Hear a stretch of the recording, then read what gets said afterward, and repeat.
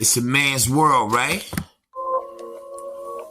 But you got aunties, you got sisters, you got daughters, you got a mother. How could you support a book that supports a rape victim having to marry the dude that raped them? How could you support this? It's your Bible. You don't believe me? Look. Now for you, this is a non-factor, but rape victims had to marry their attacker. Your God said to take her right back in the bastard and make her marry him and live happily ever after. For real.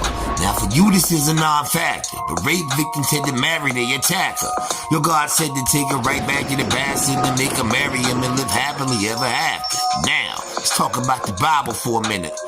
Like the fact that they stole it all from Kemet. A heart of innocent babies were slaughtered in it. Or God gave him permission for you to sell your daughters in it.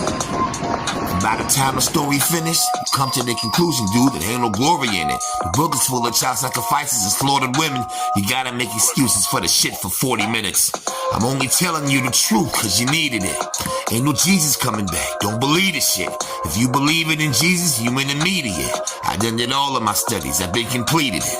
Christianity weakened, they on some evil shit. Why do you think so many people leaving it? System on the brink of destruction cause they didn't let the wrong people in. Now you see the whole thing teetering. This is where they stop deceiving us. We the people can use reasoning. Notice how they sprinkled all the evil and defeated and divided the people who were in Egypt and distorted the frequency and ushered in their Jesus friend. Let's go over this fucking book your boy Jesus in, and how he said you had to hate your family to be his friend. You under the impression that he never sinned when he lied to his own disciples about when the world would end. I never understood why they need the Bible. Well, 99% of them won't even read the Bible. But at the same time, they will never leave the Bible. He said you gotta hate your people to be his disciple. Lied about when he returned and he repeated it.